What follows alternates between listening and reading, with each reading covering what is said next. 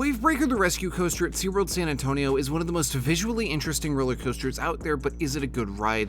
Let's talk about the ride experience. You pull out of the station and into a little pre-show. This pre-show is a little weird and a little wacky, but I'll talk about that more in a minute. After the pre-show is a surprisingly forceful tire launch that caught me by surprise when I first rode, and then you go into this elevated turnaround. There isn't any airtime on this turn, and there really isn't any airtime throughout the entire ride, but it's a fun visual moment. You dive off the turn into a series of quick small turns over the water, which yet again give pretty good visuals because you're pretty close to the water. You then go into another tire launch and into another elevated turn. This one is higher and also has some pretty good visuals, and then after that you go into another section of quick turns that are right up next to the water, but this time some of them are on this little island, which has some really good terrain usage. Then you go over a little tiny airtime hill that gives no airtime, and finally you take a turn over the path and into the weirdly smooth brakes. The brakes on this coaster are the smoothest brakes that I have ever experienced. It's the most enthusiast thing possible to be this excited about the brakes on a coaster, but quite frankly, I've never experienced anything like it before, and to be honest, it's the most memorable part of the ride for me. Not because the ride is bad, the layout's quite fun, not particularly forceful, but just plain simple fun, and combine that fun with the amazing visuals of being over water, and you have a rock solid family coaster. And a sub to the channel would also be rock solid. That being said, the brakes being so smooth made it stand out. I've ridden tons of coasters, and not a single one of them has had brakes that stand out until I rode Wavebreaker, which I feel like just makes these brakes stand out way more. It's really weird and wacky. Something else that's weird and wacky is the pre-show section. It takes place right before the launch, and it's there to set the ride's story into play and build hype for the launch,